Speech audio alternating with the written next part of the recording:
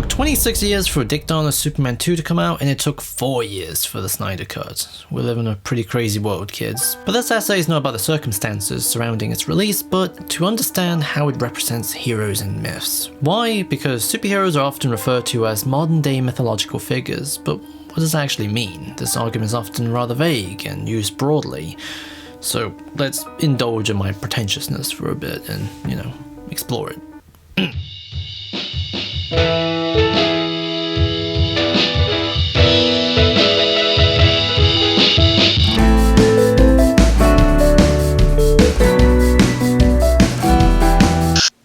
I'll put on the tea.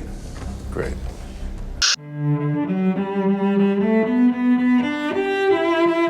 This literature review is broken into two areas, the definition of heroes and the definition of myths. Good times. The word hero derives from the Greek word heros. Which means warrior and protector. However, on a scholarly level, it's often redefined. Allison and Goethe suggested the meaning of heroes mainly lies in the eyes of the beholder. Loeb and Morris argued the concept of a hero is what philosophers call a normative concept. It doesn't just characterize what is, it offers us a glimpse of what ought to be. It has a claim on us. It presents us with something to aspire to in our own lives. So it's the opposite of my dad. And according to Marin Sennel, for superheroes, superpowers are not even essential. It's the guiding principles that accompanies it that matters. As a result, for the purpose of this essay, let's just treat hero as a broad term referring to the embodiment of wisdom and morality, for the reason that not everyone agrees with how we socially or artistically appreciate such qualities. Alright, moving on. What are mythologies? In the social sciences, mythologies are regarded as the lifeblood of meaning. They are stories that we've subconsciously accepted and often sanctify as important.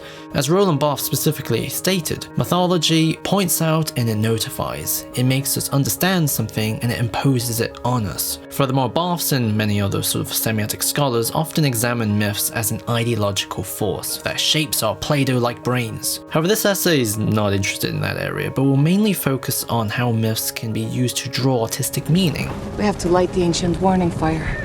Western superheroes are often deeply informed by religion, Greek, Norse, and Roman myths because, as Leonardo explained, the problem with inventing new superheroes was justifying their powers without encountering legal problems such as plagiarizing Superman or other new heroes. In this regard, ancient mythology offered an inexhaustible reserve of superhuman personalities and adventurous deeds that weren't the exclusive property of anyone. As a result, traditional mythology's themes, messages, and motifs are deeply embedded in superhero fictions. You can save a cow.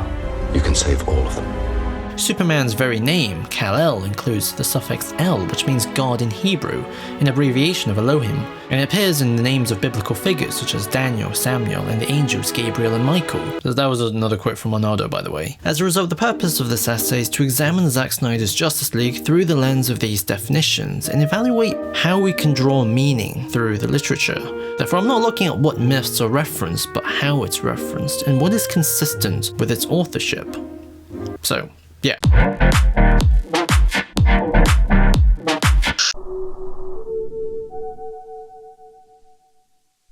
AT&T's Warner Bros. HBO Max's Zack Snyder's Justice League opens with Superman's death from BVS. However, it now holds onto his final scream as it alerts the different kingdoms, Man, Atlantis, and Themyscira. As a result, the film introduces a geographical component to the story that was previously unrepresented. If Man of Steel was an alien invasion movie and Batman v Superman was a conspiracy thriller, then Justice League is a fantasy epic that tells a story of a world divided, slowly re-establishing contact and unifying. Subsequently, the story properly begins with Bruce traveling to recruit Aquaman. He tries to inspire him with Superman's message, but fails, and Alfred even makes fun of him for it. Maybe a man who broods in a cave for a living isn't cut out to be a recruiter. However, the purpose of this introduction is not just to show Arthur's reluctance, but to establish that even though this is an old Batman who's at the end of his career, he's reinvigorated with hope and acts like a young, determined missionary. Previously in BVS, Superman stopped Doomsday from punching Lex, and later on, Batman similarly stops himself from killing Lex with his punch. Batman internalized and now embodies Superman's message, and is no longer Lex's tool. Ever hear of Superman? He died fighting next to me. He believed we were stronger together. We owe it to him. Bruce Bolton then attacks London, but Wonder Woman intervenes and inspires the little girl with the bloodbath. I'll be like you someday. As a result, the two cynics who had previously isolated themselves are now openly following Superman's example and sharing his message from children to Jason Momoa. It has to do with him.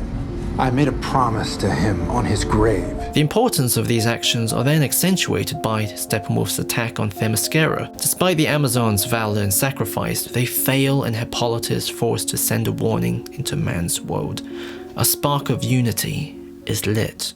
Batman then uses Gillette to shave, which is really weird because you'd think he'd spend more than just $5.99 on razors. Diana then sees the warning, learns of Darkseid, and joins Bruce on his mission, providing him a history lesson. Back in the day, all the kingdoms were united and they defied Darkseid. Therefore, long before Superman, Earth's potential for greatness always existed. He simply reignited it. Steppenwolf then Zoom calls Desaad and explains his plans to take advantage of Earth's divisions. As a result, Part 1 and Part 2 composes the first act, and it establishes a world that has lost its sense of solidarity. We owe it to him.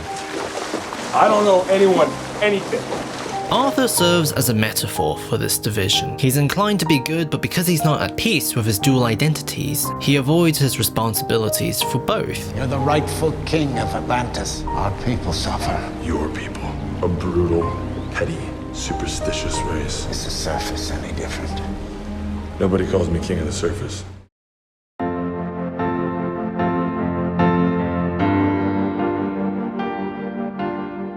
Act 2 introduces Barry Allen, who is applying for a job but then saves Iris when she's almost hit by a dude distracted by his burger. If this was the UK, it'd be a sausage roll. Speaking of phallic-looking pastry, Dr. Manhattan is disappointed with how his son's loyalty towards him has limited his future. I want you to make your own future. You're living in the past. Make your own future. Living in the past. Make your own future, Barry. Additionally, we're introduced to Victor, who shares similar paternal struggles. In his dreamy flashback, he's a star athlete and genius hacker, but was neglected by his father. Therefore, despite being saved by him, Victor is deeply resentful. He listens to Miles Dyson's scientific advice, but refuses to mind his fatherly one. Both Barry and Victor are effectively young blank canvases, ready to be painted on. They wield great potential, but they lack the wisdom to realize Some of her last few moments of life. Resume. As Victor's father explained, the question, no, the challenge won't be doing it. It will be not doing, not seeing. It is the burden of this responsibility that will define you and who you choose to be. As a result, Bruce and Diana are effectively positioned in the roles of parents in the story. Batman even makes friendship bracelets, and their hands romantically touch at one point. As a massive DCAU fan, that had me streaking. Don't worry about it. It happens. Subsequently, the League begins to form due to their mutual support. Barry immediately joins. He enters Bruce's car, which looks like a massive sperm. Diana begins to mentor Victor, who, despite retreating, is deeply affected by her words. I don't need anyone. Not anymore. I told myself the same for a long time. I lost someone I loved once. I shut myself off from everyone. But I had to learn to open back up again. The truth is, I'm still working on it. And if you ask to meet me, you're working on it too. Mira similarly mentors Arthur to take up his mother's responsibility and join the fight after he's been beaten up by Steppenwolf. Mira has an English accent too for some reason, so that was weird. You dare speak of Queen Atlanta that way? I'm also severing one of my fingers off to avoid making Amber Heard jokes. Commissioner Gordon then sends for the League to get pictures of Spider-Man. Cyborg helps, they fight Steppenwolf, Batman finally acts heroic. Help get those people out of here! I'll make sure these things follow me! However, Steppenwolf escapes and Aquaman finally joins in. Everyone is here. Initially, they're suspicious of Victor, but he opens up, and with the information, they hatch a plan to resurrect Superman. Who's to say that he can defeat them? The Mother Box did. Victor's father activated the Mother Box more than a year ago when Superman was still alive. Didn't he call out to Steppenwolf? None of the boxes did, not until Superman died. Martha then visits Lois and gives her the heart to move on. However, it's revealed that she's actually General Martian Manhunter this whole time, and he's wrecked with guilt because in BVS, if he went public with his knowledge of Lex, or fought the president on not nuking Superman in the face, then he possibly wouldn't have died. I also wonder if Dan Lane knew she was playing Martian Manhunter playing her. Steppenwolf discovers the anti-life equation is on Earth and zooms Darkseid, which renews his obsession. Therefore, Within this act, a theme of renewal is introduced. The new young characters and the cooperation of the children of those once divided find themselves carving a new path in life by ceasing to be resentful of the past. You're the only one who knows, who feels what I do, burdened by a secret on top of grief. Martha, you know, if there's anything you need, I'm here. There is something you can do for me, honey. Come back to the living.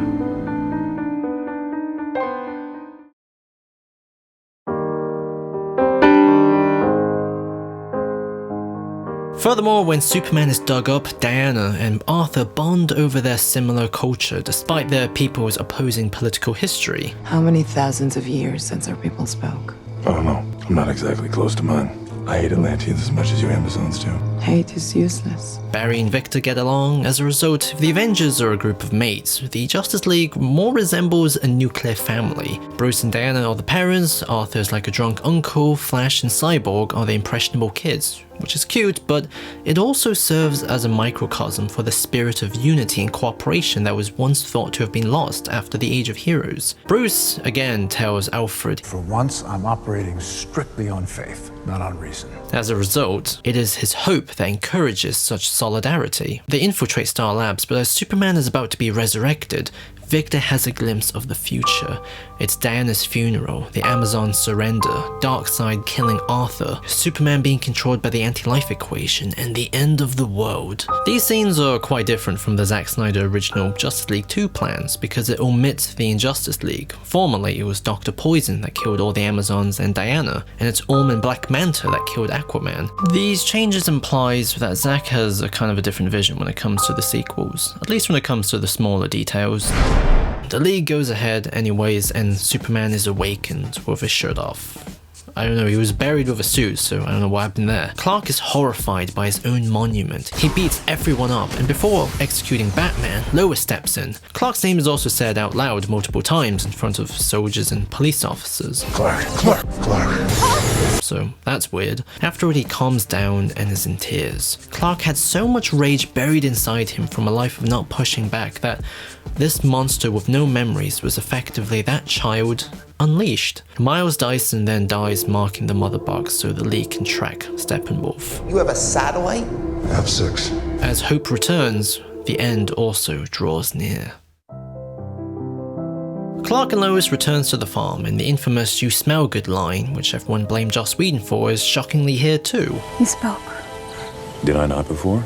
However, it sticks out way less because we actually get some really beautiful moments between Lois and Clark. She's his world, and now they get to realize a future that was previously stolen from them. Take that as a yes. The ring. Martha returns, they embrace, and this is especially my favorite part of the film. Although I'm a bit mad that it took 3 hours to get here and it's so short, but whatever, I'm just glad it's here. A determined and inspired Cyborg then formulates a plan. Bruce discloses his BVS dream, where he still doesn't understand why Lois is the key. Lois Lane is the key. In the original Justice League 2 plan, Lois was going to be pregnant with Bruce's baby, but she lies to him about it, leading him to not act when she's killed by Darkseid. This horror then causes Clark to be vulnerable to the anti-life equation, and the whole time travel plan hinges on Flash going back in time to tell Bruce that it was his baby all along, so he would then throw himself in front of her and save her. I don't like this idea, I don't like this idea at all, but I have a feeling that Zack Snyder would have changed it if he had made the sequels, because the Bruce and Lois romantic subplot is written out of the film. Furthermore, Lois seems to already be pregnant. There's a test in her drawer, she carries a baby cart at the end, and literally says, "We'll never love anybody the way that I love your son." So logistically, I can't see, it can't happen. Not to mention, Batman is such a sim for Superman in this movie that it would make absolutely no sense for his character. There's no us without him. Whatever, moving on. Cyborg fixes the big ship, and the film literally points to it as a metaphor for everything, for the reason that as everyone fulfills a role within this family, they repair and inspire each other. How do we know you're not working for them? His father's dead because of us. We're asking a kid who just lost his father to go up against the most powerful machines in the universe. It's not fair. I thought you didn't care. I never said that. Clark is on his way. He returns to the Kryptonian ship, reflecting on both his father's words. His journey began as a baby freed not just from a dying world, but from a dying culture, killed by its own lack of ambitions. Harvesting the core was suicide. What would you have us do, Al? Look to the stars, like our ancestors did. Krypton's Age of Heroes never returned because its divisions were never healed, to the extent that in its final moments, its own heroes started a civil war. You have abandoned the principles that bound us together. You've taken up the sword against your own people. Then Clark inspired an unprepared world with his death, which healed its very divisions. He showed power can be innocent, can be good, and now he gets to join in this renewed culture. Like a proud father. As Jor-El said, Love them, Cal, the way we loved you. And man, I wish this was the whole film. Please make Man of Steel 2. Make it an audiobook if you have to. Steppenwolf synchronizes the Mother Box, and all the kingdom watches in horror, but the League attacks. Batman jumps around, controls a turret, throws sticky grenades, uses plasma rifles. He's literally playing Halo. Furthermore, Superman joins in and proceeds to beat Steppenwolf to the point of mutilating him, which is really unsettling to see. What? But it's too late. Everyone is disintegrated when Darkseid appears. However, Flash goes back in time, persevering for his father, and gives Victor the opportunity to split the Mother Boxes, symbolized by him coming to terms with himself and leaving his family. I'm not broken, and I'm not alone. In the end, it's not Superman, Wonder Woman, or Batman that saves the day, it's the two lads that were inspired by them, and they do it by freeing themselves from their own disappointments and accepting who they are. Superman then aids in a group execution, which is even more unsettling to see. Maybe he didn't know Dano was going to decapitate him, maybe, and just didn't want to make a fuss of it in front of Darkseid. I'll go with that. In the epilogue, a new age has begun. Cyborg listens to his father's message finally. Barry makes his proud. Arthur is honored by Mira and the Green Goblin. Bruce sets up a base for the League and makes amends with Superman, who returns to life as Clark Kent. I don't know how that works since Clark was publicly announced dead in BVS, but the point is, a new age of heroes in the traditional sense has been restored. Everyone is who they should be. The ones we have in our heads. However, with new heroes comes villains. Lex sets Deathstroke loose on Batman's life in a solo movie that'll never be made. And far into the future, Batman, Flash, Mira, Cyborg, and Deathstroke form a truce with the Joker to steal a Mother Box for the eventual time travel plot. However, Superman appears reusing footage from BVS. Bruce wakes up before the fight happens and has an awkward meeting with Martian Manhunter, setting up a sequel. Well, we could definitely use the help. Glad you're here. As a result, despite how this film is clearly an incomplete part of a larger saga, it's fairly thematically complete as an individual unit of story because the film opened with a world divided, but now the children of those kingdoms are united as one, even after Armageddon. Therefore, the seed of unity is planted, grown, and can never be stomped out. We can be confident that the Age of Heroes has returned. Your mother and I believe Krypton had lost something precious. The element of choice, of chance. What if a child dreamed of becoming something other than what society had intended for him or her? What if a child aspired to something greater? You were the embodiment of that belief, Cal. Krypton's first natural birth in centuries. That's why we risked so much to save you. They won't necessarily make the same mistakes we did. Not if you guide them, Cal. Not if you give them hope. Sometimes you have to take a leap of faith first. The trust part comes later. What makes you think they'd listen? I don't know, General. Guess I'll just have to trust you. He is not our enemy. Alfred, for once, I'm operating strictly on faith, not on reason. He's my hero. You know, I never thought I'd see the defenders of Earth united, fighting as one. It wouldn't have happened without you, Bruce. My son is twice the man you were. And he will finish what we started. I can promise you that.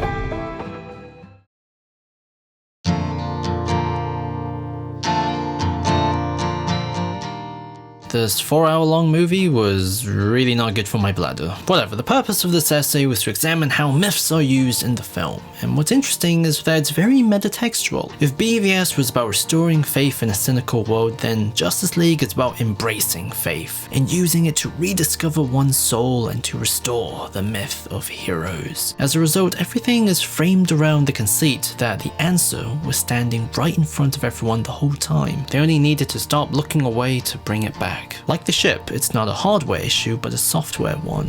It wants to fly. This one's saying she can't fly because of a software issue, but I could fix it with a little time.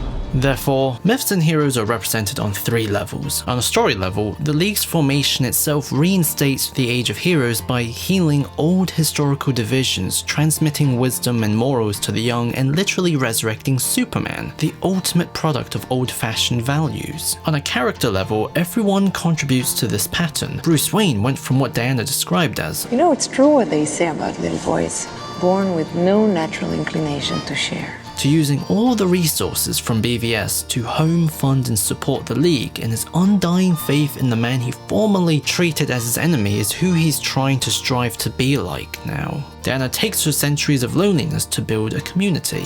Lois Lane's loyalty is what puts her in a position to be there for Clark's resurrection. Both Arthur and Victor resented a parental figure, but when they came to terms with the undeniable love their parents had, they're inspired by them.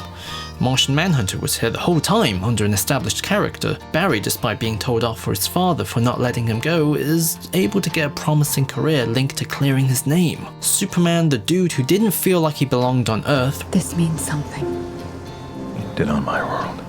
My world doesn't exist anymore. was able to make Earth live up to him. And it's not by being famous, then coincidentally loads of people get superpowers, but by creating an environment where all these gods can come out of hiding under one single flag.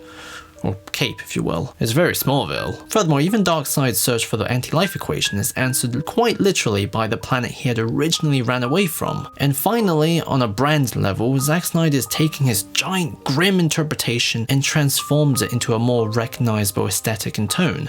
Batman isn't a murderous psychopath, Superman rips his shirt open like Christopher Reeve, big, round Justice League tables are referenced, and 9/11 imagery isn't really used as a visual point anymore. As a result, the Age of Heroes is a double entendre. For the characters in the film, it's a historical phase thought to have been lost through time, and for the audience, it's the recognizable comic book world that was previously unrepresented in Man of Steel and BVS. I'm running for more. So Zack Snyder got to have his cake and eat it too. He can muck around and then say, haha, this was all part of the plan, before doing some push-ups, presumably. I spent a lot of time trying to divide us. I need to bring us together and make this right. Everything is thematically encapsulated very much by Barry's mantra. His father said, You're living in the past. Make your own future. And later on he declares, make your own future, make your own path. It's all right now. As a result, where BVS had Lex Luthor quite literally explain the religious subtext to the audience many times, the mythological subtext in Justice League exists more as a poetic symmetry that ties everything together under a single theme, both metatextually and internally. This is super duper fascinating because it's technically an artistic contradiction. Roland Barthes argued that highlighting the presence of myths often demystifies and impoverishes its meaning. For if we penetrate the object, we liberate it, but we destroy it, as he said, like when you learn how a magic trick is done. However, the effectiveness of Justice League's themes hinders on how it pushes the audience into recognizing the myths behind it. Its message is incomplete if you don't participate or recognize the way it's addressing you, and I think that's the point. By showing how the magic trick works, we're invited to participate in it. We are Victor, we are Barry, we are the Justice League in real life. The spirit of wisdom and morality that exists within these myths, in this genre, and in these types of stories resides within us. Therefore, the overarching message of Zack Snyder's Justice League is that the past and the existing world is the most powerful resource we have to achieve something great in the future and with ourselves. Time, divisions, and history has not made the concept of the hero ineffective. We just have to stop looking for something else and find it within ourselves. Shut up, Leo.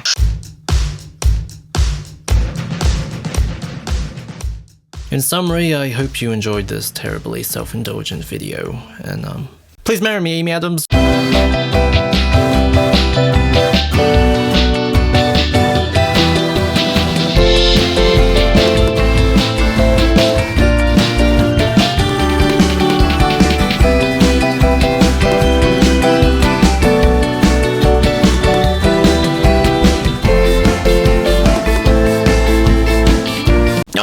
Well, what's my opinion? I liked it. I mean, the sheer amount of raw imagination that went into every single frame within these 4 hours was simply awe-inspiring, and I really dug how it painted such a tight picture with Wonder Woman 2017, because when Diana said, their histories had taught them not to trust each other, not to hope for an alliance, to fight apart. we've literally seen it. Ares, the dude who beat the crap out of Darkseid, was the villain in Diana's film, and he spent it stirring up war in man's world, so there's a real fascinating, tight thematic weave that flows through Patty Jenkins and Zack Snyder's vision. However, I was still miffed that the media stuff from BVS was completely gone, and Superman still had such a small screen time. They wanted me back for a reason. But regardless, I can't complain. I want to hug Zack Snyder's big muscly arms, because I'm so happy for him.